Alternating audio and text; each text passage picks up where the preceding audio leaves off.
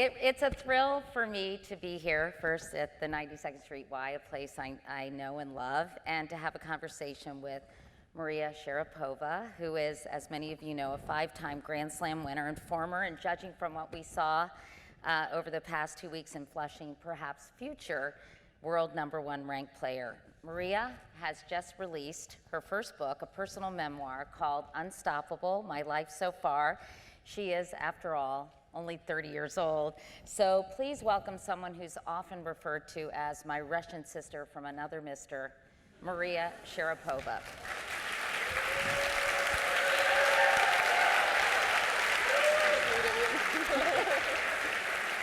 Wait, stay standing.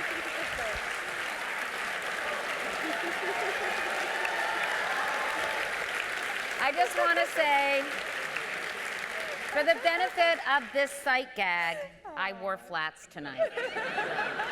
You're welcome. Okay, Maria, so great to see you. Thank you so much for doing this. And it's always a great audience at the 92nd Street Y.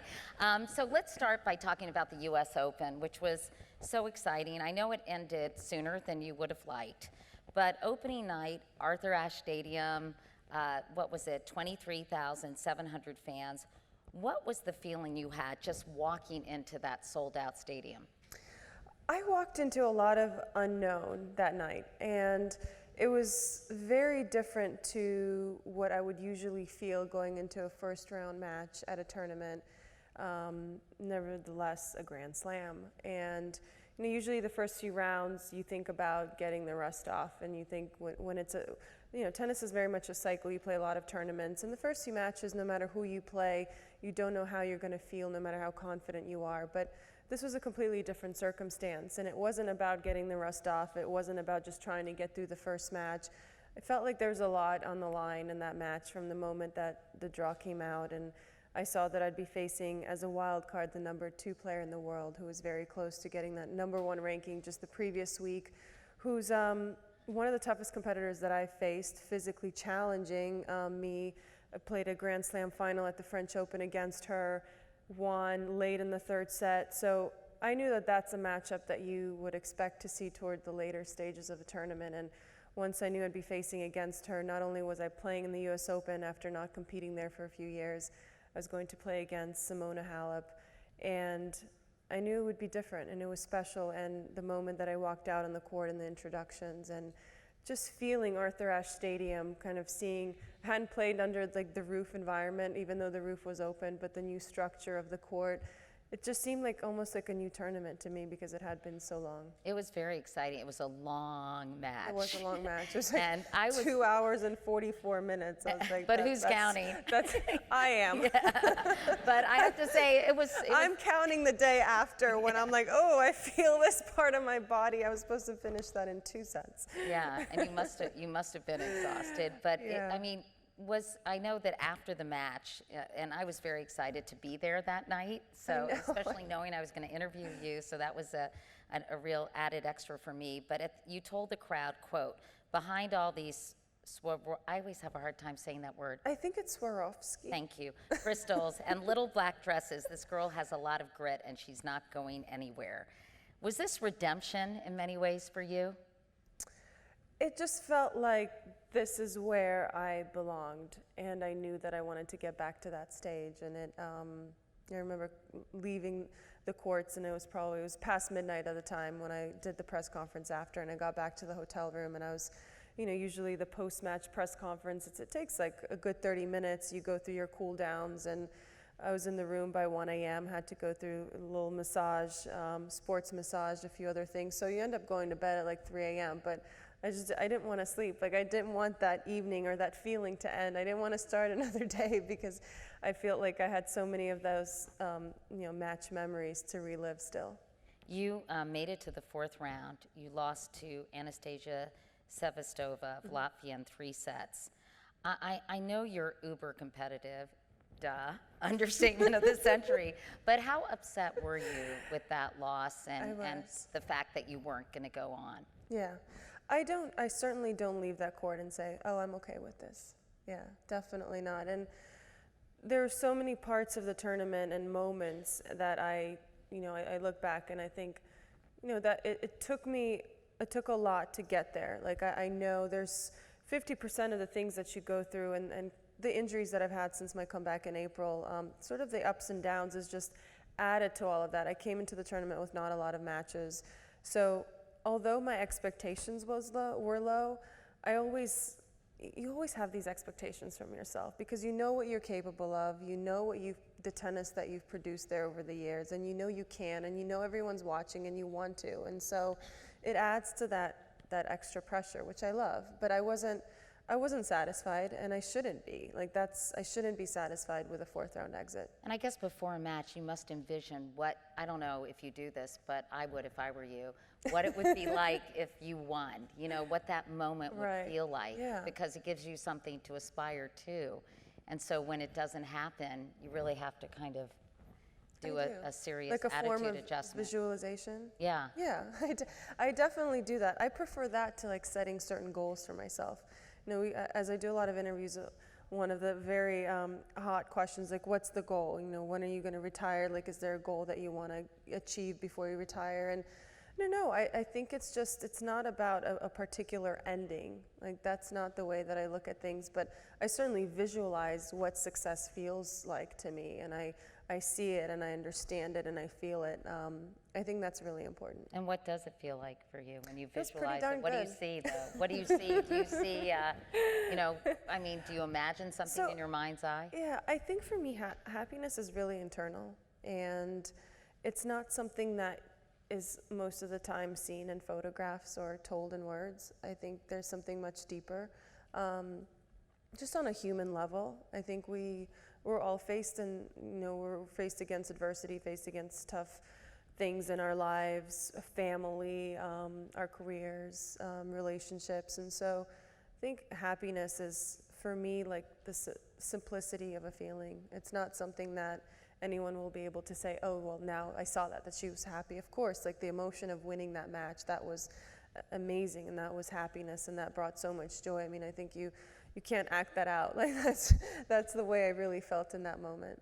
That there was some other sort of happiness as we watched Sloane Stephens and Madison Keys, two bright young faces who in many ways represent the future of tennis. And after she lost, Madison said, quote, "Sloane was being a great friend and very supportive. If there's someone I had to lose to, I'm glad it's her."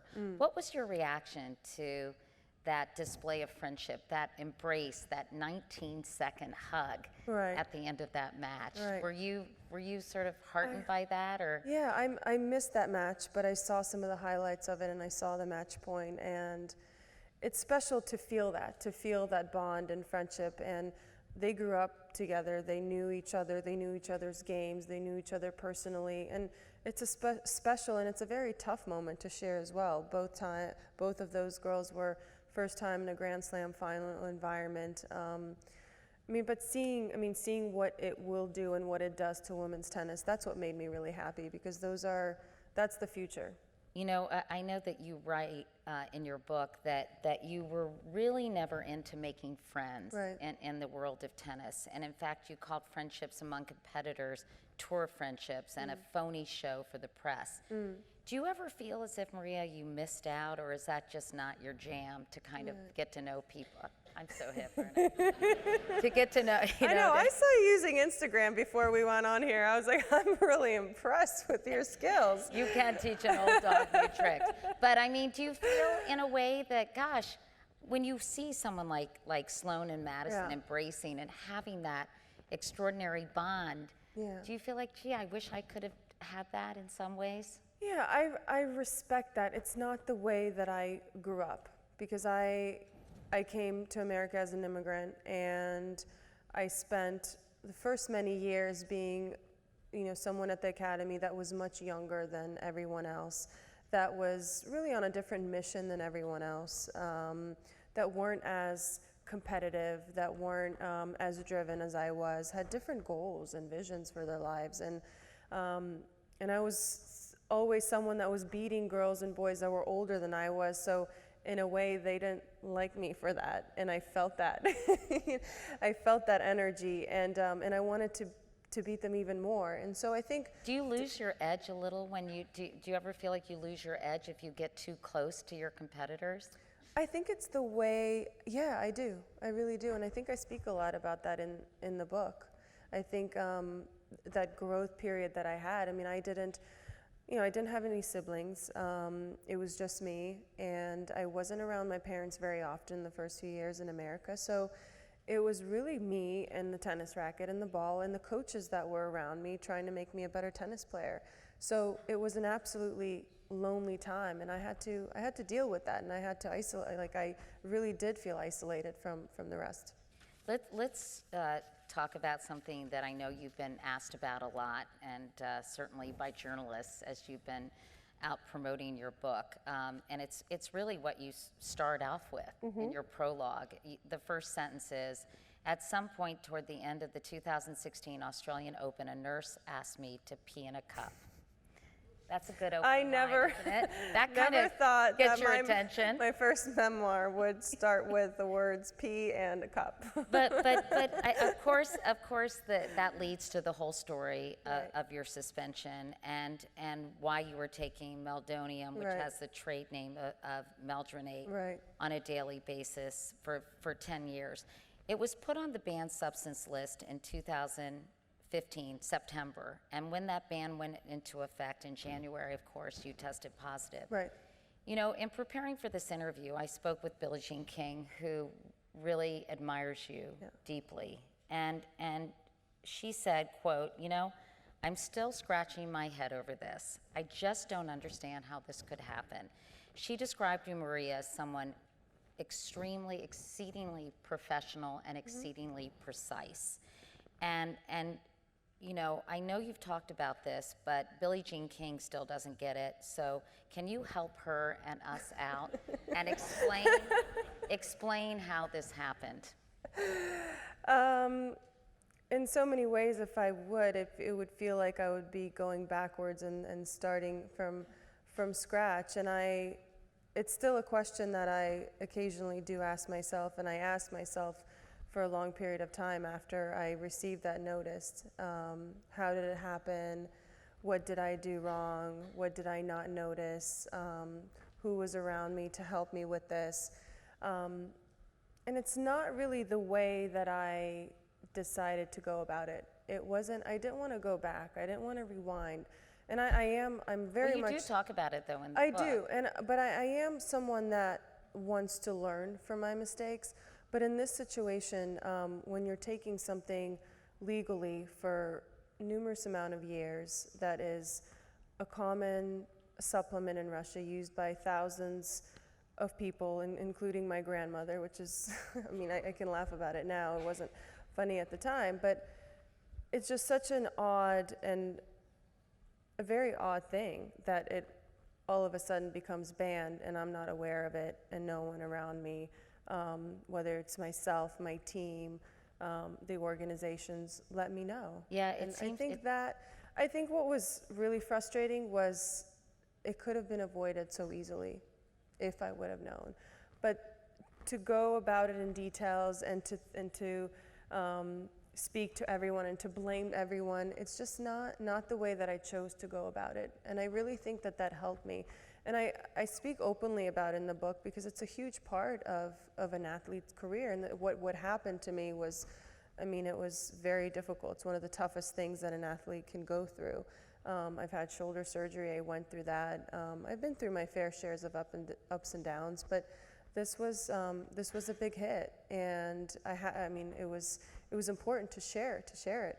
You know, it does seem surprising, though. By all accounts, you have this incredible team around you that are, you know, people focused on your success as a professional athlete, and it does beg the question. I mean, did somebody literally drop the ball on this? And if so, and you know, who was responsible? Right. Because you contend that your agents and trainers missed the various ITF notifications of this being added to the banned substance list.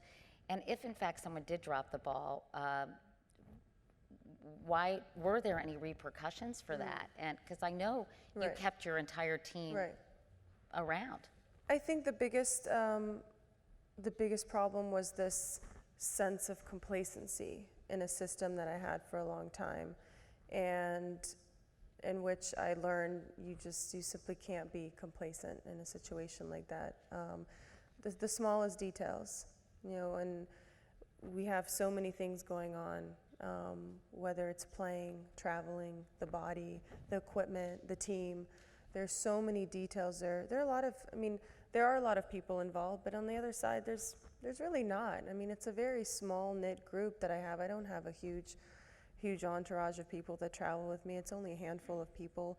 But it was definitely complacency. And I start that by saying from my end as well, because as I said from the very beginning, as an athlete, you take responsibility. It's not your coach. It's not a manager. It's not your parents. It's your career. It's your life. It's your body. And yeah. I was also interested in the fact that you didn't disclose this, because I talked to some other players. We worked very hard preparing for this interview, and one professional player said, their disclosure forms. Right. And he said, I'm so paranoid, or I was so paranoid when I played, that I would even put vitamin C on that list. Right. And so why didn't you just write it down and claim a therapeutic exemption? Yeah, so for all the years that I was doing these forms, I was writing down, as it said in the instructions, the medicines or supplements that you were supposed to write down for the past 7 days. So everything that I was taking continuously every single day for the past 7 days, I would write down. And this was not something that I took every single day. So I know one of the benefits is increased exercise cardiovascular capacity. Now that you're not taking it, did you notice any ill effects on your performance? Because at one point you said you would look for a substitute, a replacement that wasn't on the banned list. Did you find that replacement? Well, I constantly have to get checkups. I constantly have to go to the doctor. I get regular EKGs, a lot more than other people would, blood work and all of that. And yeah, I take as you can imagine, I'm very detail oriented after this happened. And so did you find a replacement? It's something that I don't want to talk about. It's just not something, when we speak about doctors, I think it will open up more conversation and more questions. And I think from the very beginning, I think it's important, to speak about what had happened openly and honestly, and to move on from it. I know that you've talked a lot about this particular drug being used pretty frequently in Eastern Europe and in Russia, that a lot of athletes used it, and as you mentioned, your grandmother, and the doctor you used that prescribed it was Russian as well. And I'm curious if you think that the doping culture in Russia may change, given that there are now sort of more precise drug testing. It's become increasingly sophisticated, and I know scores of athletes, primarily from Russia, have had their Olympic medals taken away retroactively. Do you see this sort of the doping culture in Russia changing at all in the face of this? It's hard to say because I'm not living and breathing it there, and so I don't know the details. I don't know what goes on. I don't know the numbers. I don't know the specifications. And I'm not someone that likes to speak about subjects that I'm just not aware of. And I think if I was living there, I'd be much more well informed. But since I've lived and trained here for basically all of my life, I think there would be inaccuracies if I had an opinion on it.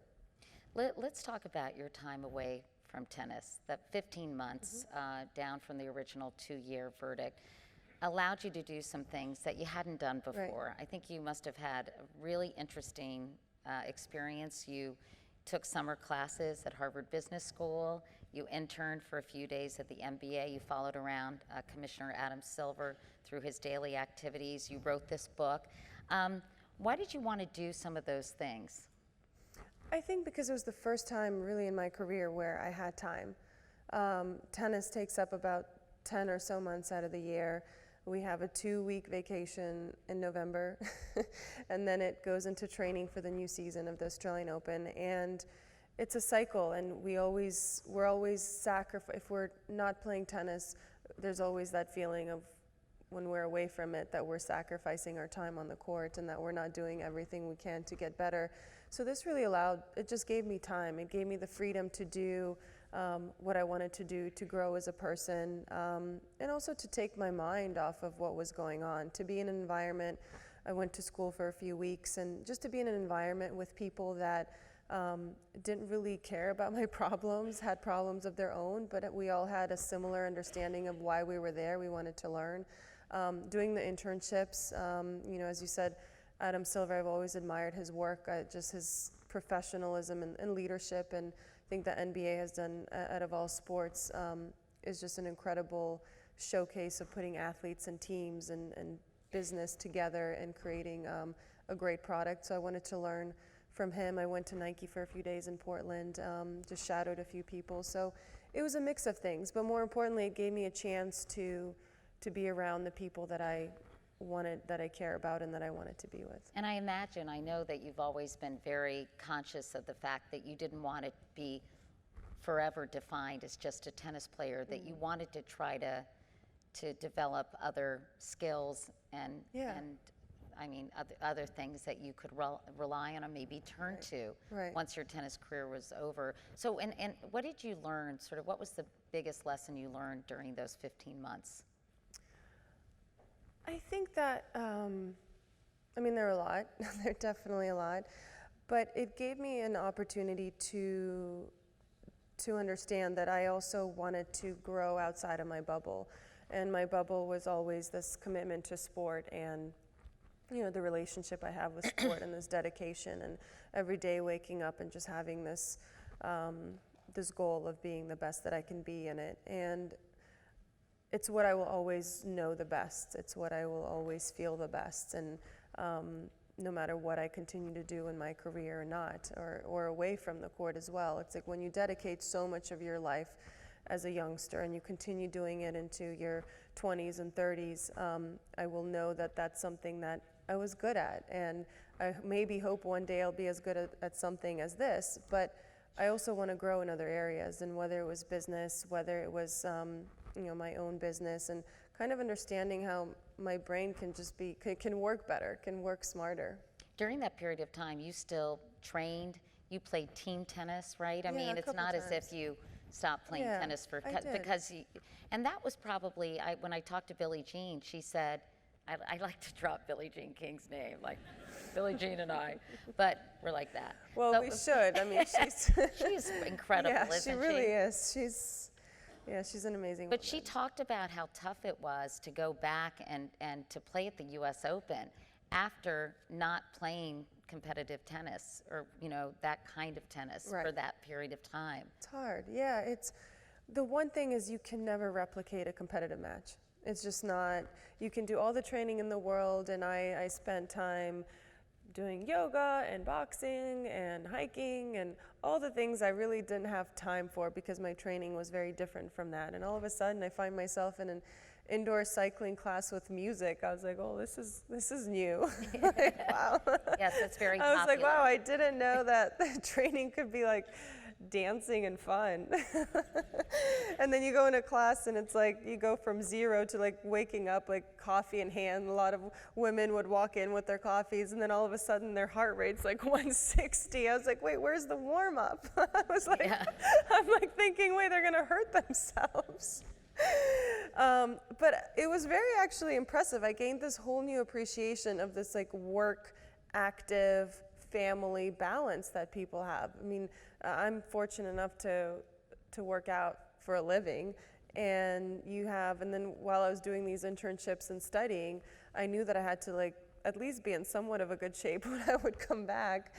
And actually, once the suspension began, my fitness trainer, I got this package from Amazon, and I was like, that's bizarre. I don't usually order things from Amazon, and so, but my name was on it. I opened it up, and it was a scale. I was like, well, that's obnoxious. Was that your trainer sent you? Yeah, my fitness trainer sent me a scale. Did you fire him? Not only was it a scale, but it actually measures your body fat. And like, and it has all these like crazy stats on it that you connect through Bluetooth on your phone. I mean, I hadn't been on a scale in a really long time. I was like, okay, this is not a great sign. And I was like, I sent him a text. I was like, okay, we've got a problem. Like, I don't know what you think I'll be doing in the next months. But he's like, no, I don't mean it in a bad way, but like, you're gonna be coming back. And I want you to be ready. I want you to have a good base, and I want you to be realistic. And so, even though I was upset about it, I appreciated his honesty. Yeah. So I went on that scale every day, and he'd asked me to send reports, and I was like, ooh, that chocolate chip cookie's not going down. Something tells me you don't have too much to worry about. Oh no, trust me, I have a food problem, so really? I do, yes. It's an issue. Really? So what is your guilty pleasure when it comes to eating bad stuff? The thing is, like, I don't have a happy medium. I don't know if like anyone can relate to this, but it's like it's either I'm all in to being really strict and strong, and like I'm doing this for myself and feel good and body, and I'm gonna eat a lot of dark greens, and I'm gonna and I'll do that for a few weeks, and look, I feel really good, and I know what I need to eat, but then I'm like, I see everyone having an almond croissant in the morning, and I was like, I just want a croissant. Well, I hope you allow yourselves to I do, sometimes. but then you feel guilty, and then it's a downward, yeah. Yeah, I think every woman feels I think your pain in this room. we all face that, but I think it's because I love sweets and food, and I love trying different foods, and they're not all great for you. Yeah, that's true. Yeah.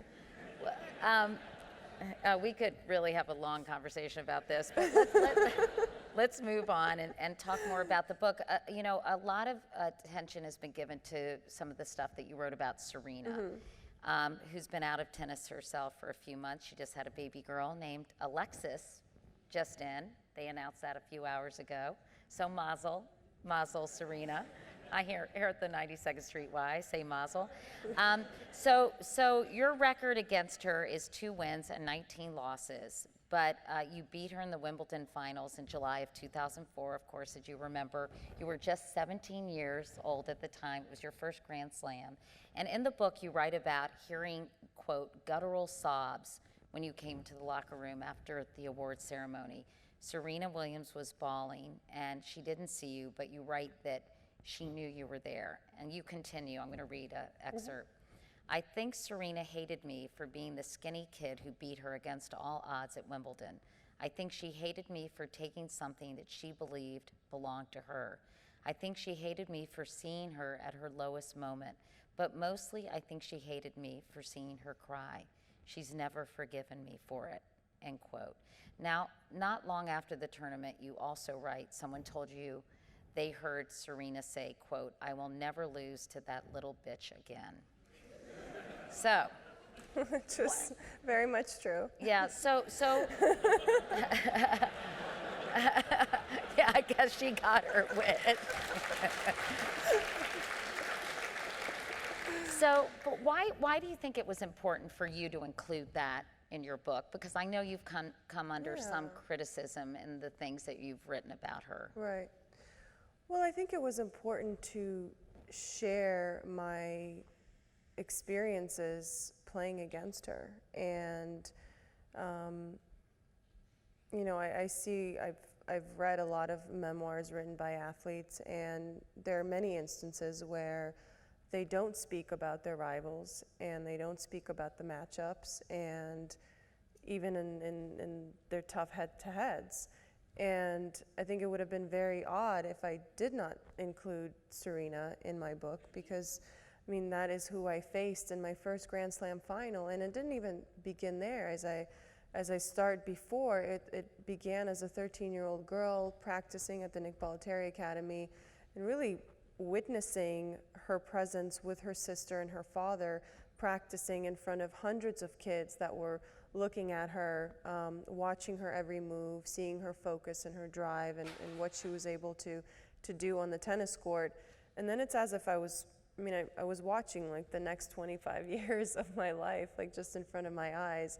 Later to find out that just in a few years, in 4 years, almost as if someone took me and put me in my television screen and said, there you are, you're going to be facing Serena Williams, and it's the Wimbledon final.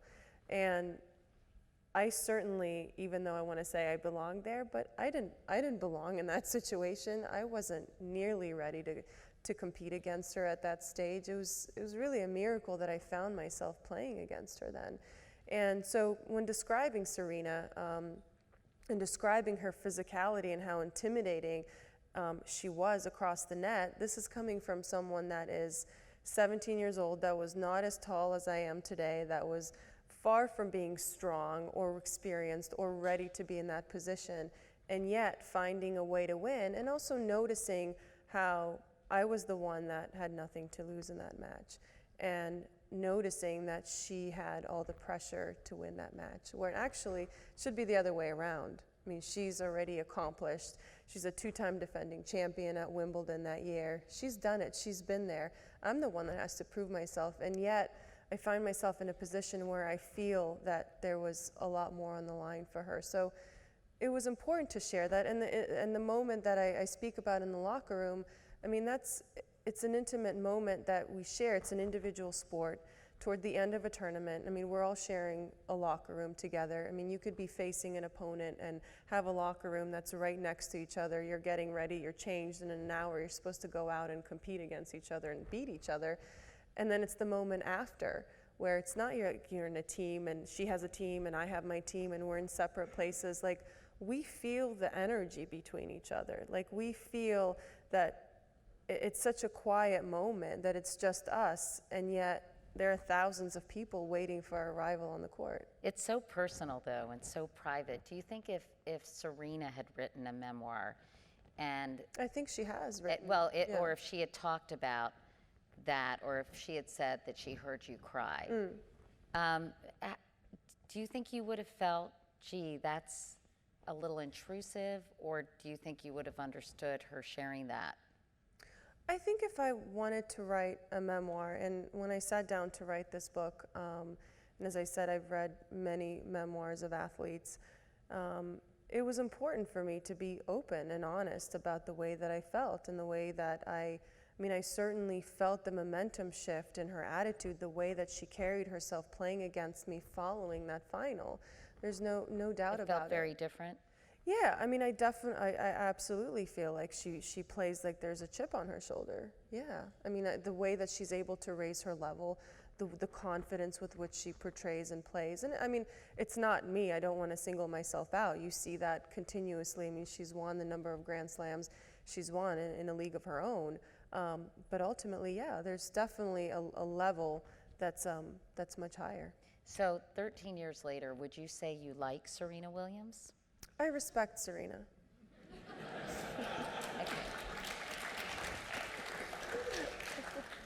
Let's talk about another. I mean, how can I say that I like someone that's beaten me 19 times? I mean, that would be so silly. Okay. No, don't you agree? I don't know. I guess that would be hard. I mean, I'm super competitive too, Right. so it's hard for me to like people I'm competitive with. Yeah. On the other hand, I think, to me, respect is a very important word, because I know you talk about out that of a lot in the book. out of everyone as an athlete, we all, like, I've been able to meet very famous, accomplished individuals in different fields, and the understanding that I have with athletes is very different. It's on a very different level, because you really, from a physical, from an emotional point of view, you really understand what it takes. And that's why I use the word respect when I speak about Serena, because I know how much it takes. I know how much she had to work in her upbringing without coming from any money, with having a tough childhood and making it, going against adversity and being in a position of where she is now. I mean, it would be very wrong for me to sit here and say that I have no respect for her. I know what it's like. I know what it's like to be in a position of her power. to be as successful, to be known around the world, and all the intangibles that come with being a professional athlete. So from that point of view, there's a tremendous amount of respect. But that doesn't make headlines, so. I'm curious, I mean, it's funny when you watch players sort of shake hands and you wonder what's really going through their heads. Have you ever had a conversation with Serena, and because you are pretty myopic and focused on your tennis and haven't built a lot of friendships among other players, have you ever had an occasion to chat with her about anything? We've talked about a few different things, and very random subjects. Kind of depend on which time of our career it was, and whether, I mean, there was a point in time where I was out with injury for a long time, she was playing, and then she was out following, so there was a big chunk of time where we didn't face against each other and we didn't see each other a lot of the time. But we would have friendly conversations in the locker room, saying hello, and I mean, we don't pass by each other very often, and we practice, we play our match, we get our stuff. It's not like there's a community party in there where you where you hang out. I mean, you only spend like 10, 15 minutes at a time in a locker room, so. But it was cordial. I mean, hi. Absolutely, yeah. But no, there's real never a time where we don't say hello to each other. Yeah. Let's go back and talk about your game a little bit more. I know in the book you talk about your greatest skill being probably my will. I will not quit. And you hate losing. And you also say your defining characteristic is that you're a fighter. You've had this incredible career. You have won 5 slams, including 2 French Opens, along with 1 Wimbledon, US Open, Australian title, and you've won 35 WTA titles and 4 ITF titles. John McEnroe called you one of the best the sport has ever seen, which is high praise coming from him. So what are your biggest strengths and weaknesses? What's so funny? No, just that. Coming from him. Do you like John McEnroe? I do. I think he's, I do. No, I very much do. You like him even more now that you're reminded of that. But no, I do very much. What would you say are your greatest strengths and weaknesses out on the court? I think my strengths are the things that are not measured and then that are not numbered. And I always joke with my coach about this. A lot of things that are part of tennis can be measured by numbers, statistics and percentages and all that stuff. But I always tell him, like, if you take me to the gym, if you take all the players in the draw, take us to the gym and make us run on the treadmill or do like a competition with squats or give us weights, I can guarantee you I would be on the bottom of each list. Like, I did not grow up being the fastest or the strongest or the quickest mover around the court, but there were other intangibles that made me the player that I became. And I think it was an understanding of those weaknesses and knowing what I had to do and that I could improve them, that if I worked harder, that if I set my mind on those weaknesses, that I could get better. I knew that there were players that could have been more talented than me, that could have been faster than me, that outnumbered me, but all that sometimes doesn't matter. You go out into the match and you don't need to be better than all the 120 players in the draw. It's only a matter of who you're playing against across the net that you have to be better than them. And so I think that's when I speak about will and the mindset that I had. I think that's what separated me from a lot of the players, is that I realized that. It was okay not to be the best at all those other things. Well, when you talk about weaknesses, like, is there something specific that you try to compensate for that you've had to really work on to improve through the years? I mean, like, moving forward, getting myself to the net, finishing the point off at the net. Being at the net was not something that I practiced and my coaches didn't really include in the drills that I was doing for some of the reasons. I worked on other parts of my game, but never really coming forward to the net. And so that's something that I actually later in my career, like adding variety, drop shots and lobs and things like that, is something that I feel like I've begun to work on sort of in my mid-20s, I guess. Let's talk about your grunting, which is really, it's less grunting and more singing, I think. I think you kind of go, is that? Right? Is that what you do? Go, it's not, it's, What is that about? You're making it sound a lot better than it is. I think you do. Don't you think? I mean, didn't I say it's kind of a little singing thing, right? You do it. How do you think you sound? Oh, I don't even want to try. I think you did such a great job. You make me look really good doing that. So I'll just. Thank you. All right, good. No, it's such an interesting thing that when you do something and you start from a very young age and that you continue doing, that you don't think twice about, but then you go into a press conference and then you get asked about it a majority of the time, especially when I first came on tour. It's not a question that I get asked a lot about now, but so thank you for bringing it up. You're welcome. But a majority of the time it's when you go to England and they somehow get out these measuring sticks of how loud you are. And I was like, how do you?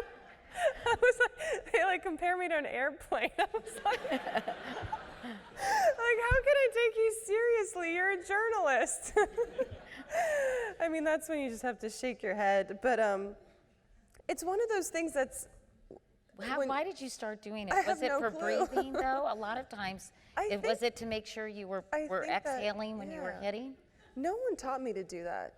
No one said that that's something that you should or shouldn't do. And I think it was just the habit that I created from a young age, and I just continued with it. And that's one of those things that when you don't think about it, and then someone asks you the question, like, why do you do it? When did you start? How?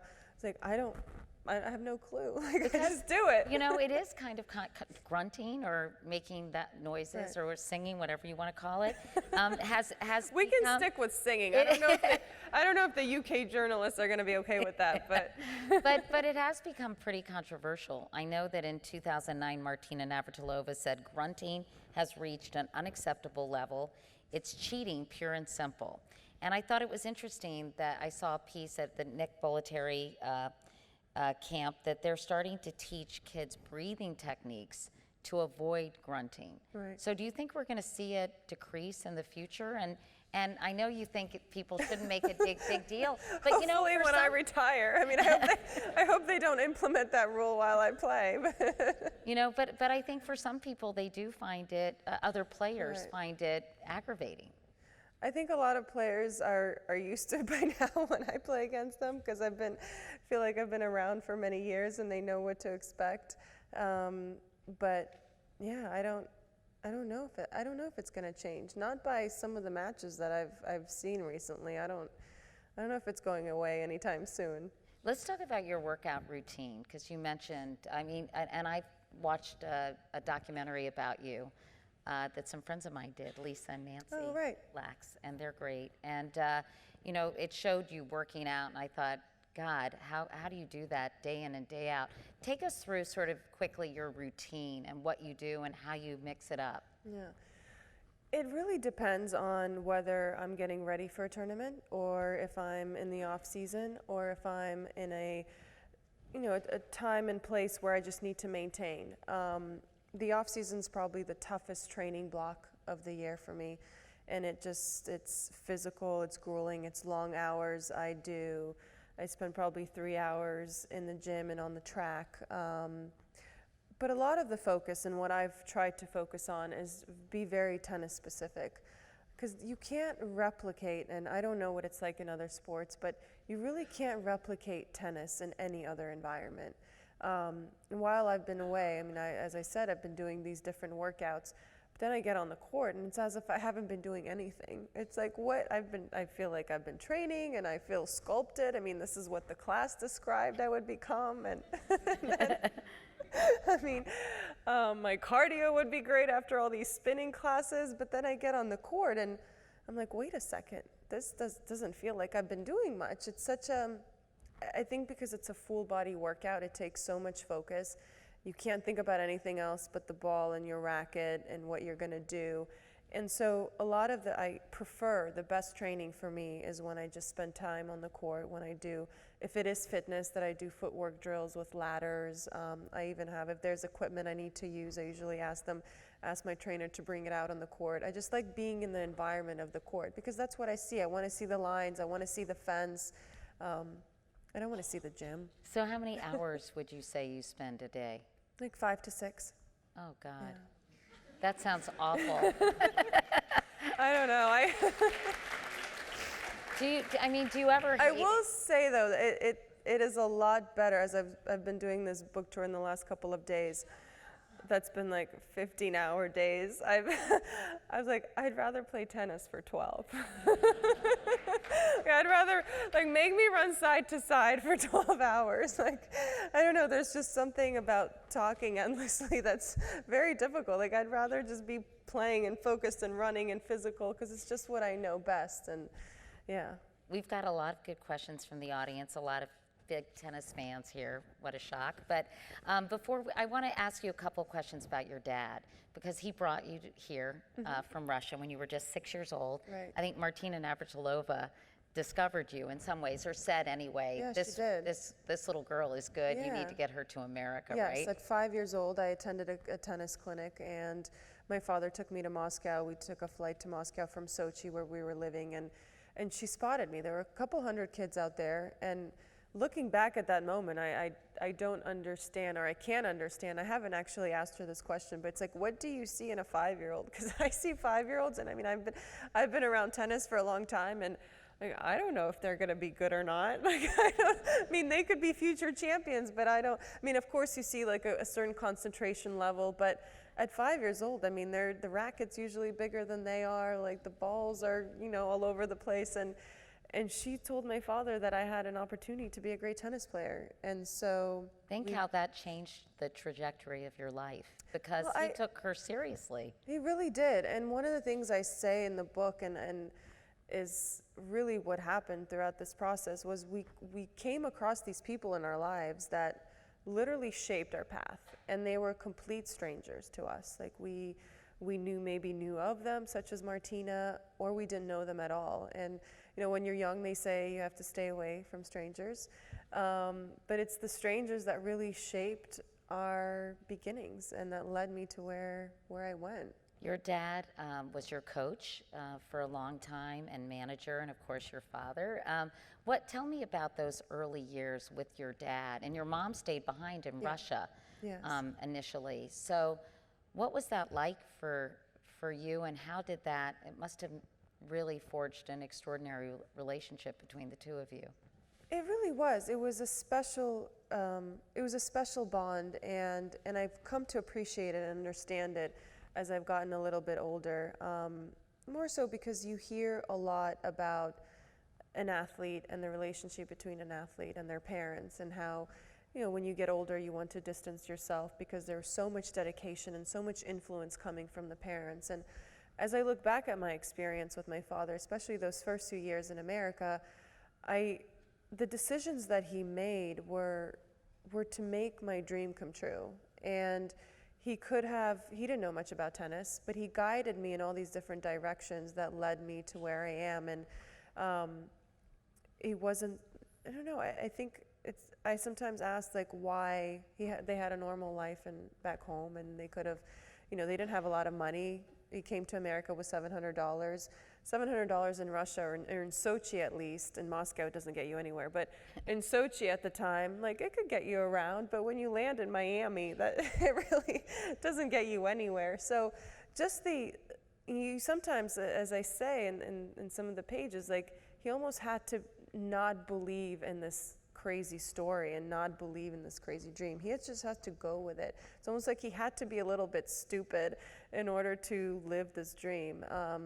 But yeah, I think he should write a book of his own. I mean, I know one would read it probably, but poor dad. Don't say that. Poor dad. He's still part of your team. Very much, yeah, very much so. After I won my third Grand Slam, I think there's a part of me that was I want to feel what it would be like to do this on my own. I've had my father along this whole ride, and I don't know, I thought it was important to have a coach, to not have my dad around, even though he's still calls my coach every single day. I mean, my coach's phone bill is I'm send me the check. But he's still very much involved.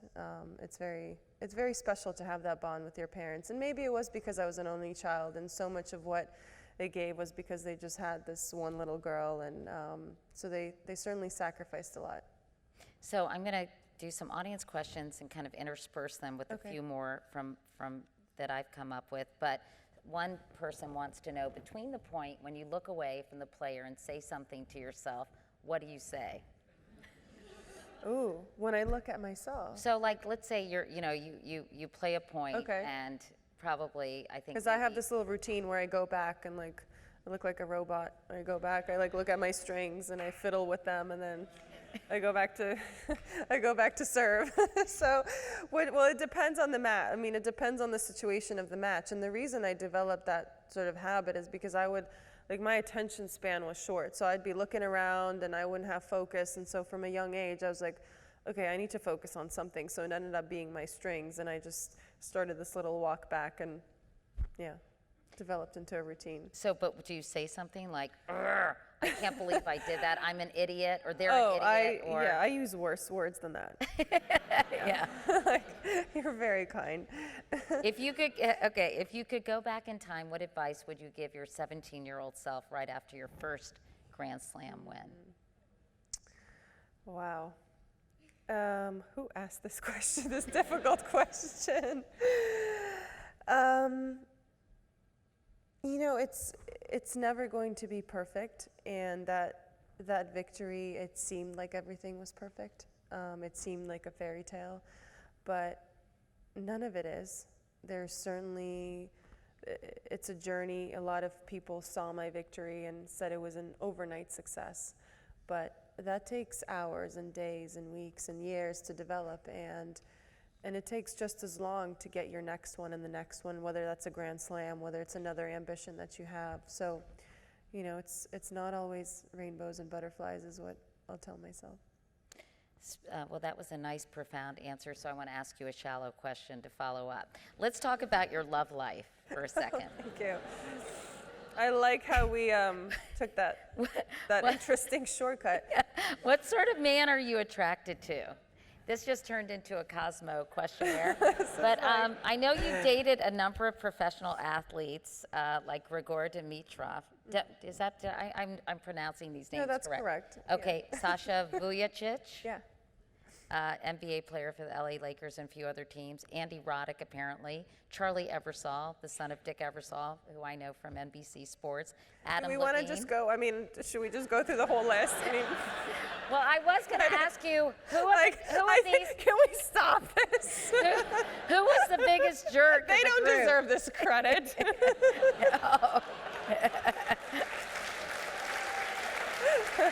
No, that's not true. So No. I was going to ask you. They were who- all amazing. So That's why I'm not with them. I feel a little cheesy asking this, but are you seeing anyone now? And Not that's consistently. That's a question from my husband, by the way, which makes me a little worried. But no. I am not seeing anyone consistently. But you're dating, having fun. Yeah. You have time yeah. to date? I did. Yeah. Okay. Yeah. And then I packed my bags in April and was like, see you. Yeah. I hear you. That didn't go well. He also wanted to know if you date Jewish men. I have. Okay. Yeah. Okay. Good. That's good. Why? Okay. Is someone available? Does your No, husband no, know no, someone? no, That's- no. Well, he does know some people, but we can Okay. talk about that later. Okay. I mean, we might as well continue on that. Since it sounds like your husband wants to set me up. Yeah. Well, maybe. I hope that's why he's so curious. I knew we were like. All right. So let's I was talk. only trying to sell a few books, and now I'm gonna have a boyfriend. Oh my God. They're not so bad. So let me, before I get to a couple of more audience questions, I know that you also wrote that you learned early on after signing on with Nike at age 11 that Yes. tennis is a business as much as a Right. sport. And I wanted to share this because I thought this was interesting. Until last year, you were the highest paid female athlete for more than a decade straight, raking in $285 million in commercial endorsements. See, now you're going to get a lot of dates. gosh. You've gotten suddenly you just got even more popular.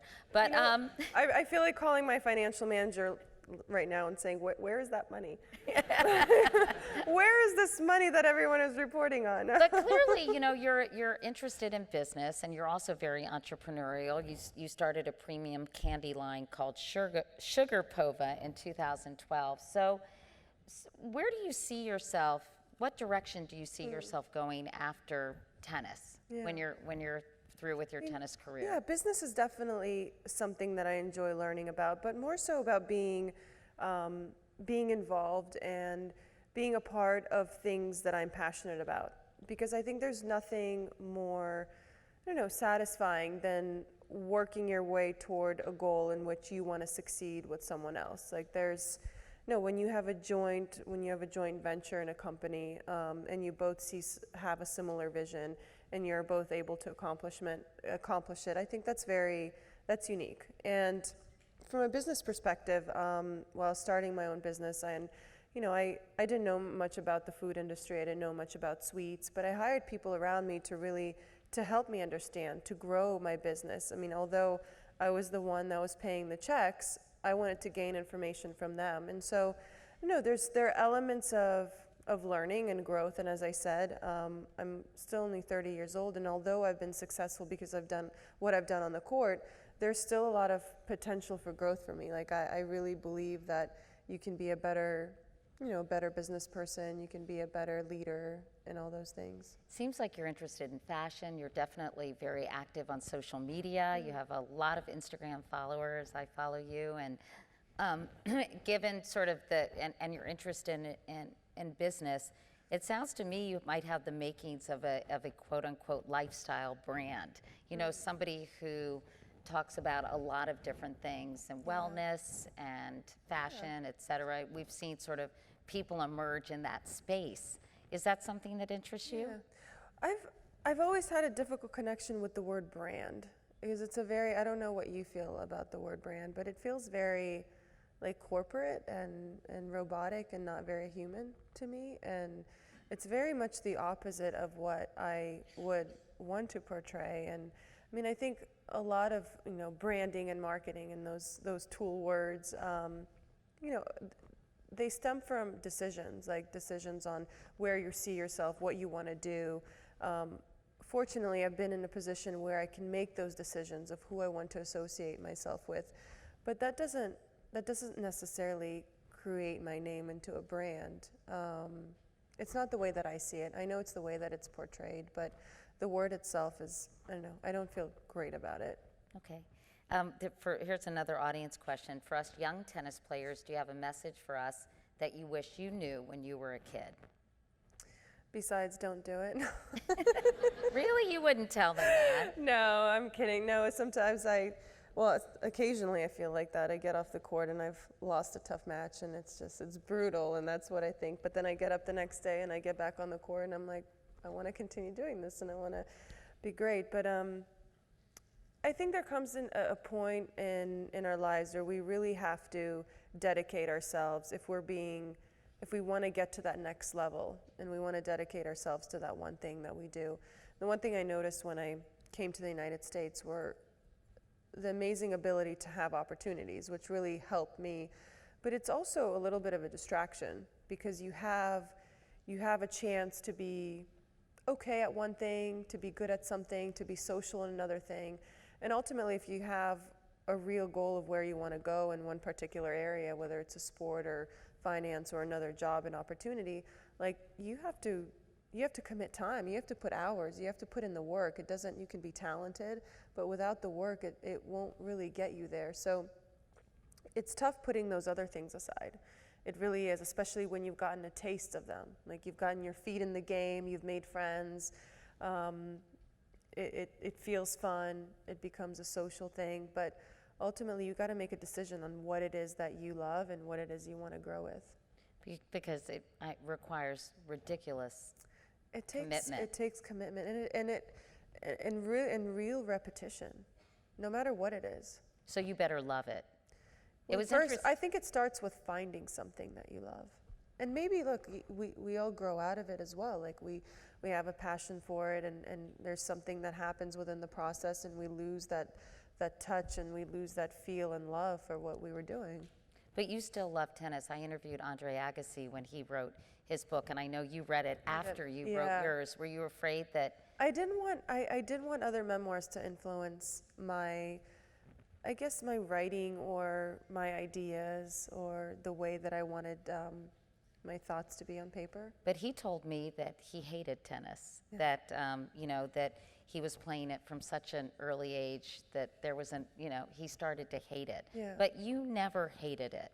I never hated the game of tennis. I think there are moments where there are a lot of things that come with tennis that I don't necessarily like. Hate is a very strong word, and the tennis aspect, like the feeling of being good and feeling like you can be better. I don't know. I've always said this, and like as a woman, it's just a very nice feeling, and I love that. Someone asked, what sport would you have played had you not chosen tennis? None. I'm terrible at all Come the other on. sports. Awful. You must be good at basketball. Not basketball, not ping pong, not bowling. Like you name it, I don't do it well. Yeah. Okay. And someone else asked, would you ever be a sports commentator? I don't know. I don't see myself doing that. And I think maybe it's based on the fact that as a sports analyst and being in the news business, as you know, a lot of it is based on opinions, and a lot of opinions in sports are based on not a lot of knowledge, which sometimes scares me. And I like to base opinions with knowledge and with an element of, okay, I know the subject well, and this is what I'm going to say. And so I don't know if I want to be in a position of speaking about other people without really knowing the subject lines. Well, we're almost out of time, but we're going to do a quick lightning round because I thought it would be fun. I'm going to this scares me. Yeah, I know. So I'm just going to name some people, and you can just tell me what instantly comes to your head. Okay. Okay. So. This is scary. Billie Jean King. Oh, legend. Martina. Is it a one-word answer, or can I elaborate? You can do a short sentence. You can do but not too long, because we're almost out of time. I mean, all these rules. Okay. What are all these rules? So legend works. Martina Navratilova. Inspirational to me. Venus Williams. A pioneer for our sport, for equality, for the fight for equality. Roger Federer. Oh, a legend. Just full of class, elegance. Rafa Nadal. Grit and desire, and never stops fighting. My husband didn't think I should ask this, but I thought you were going to say your husband. No. You're getting a lot of shout outs. I don't know where you are. I was like, this is getting awkward. He's here. No.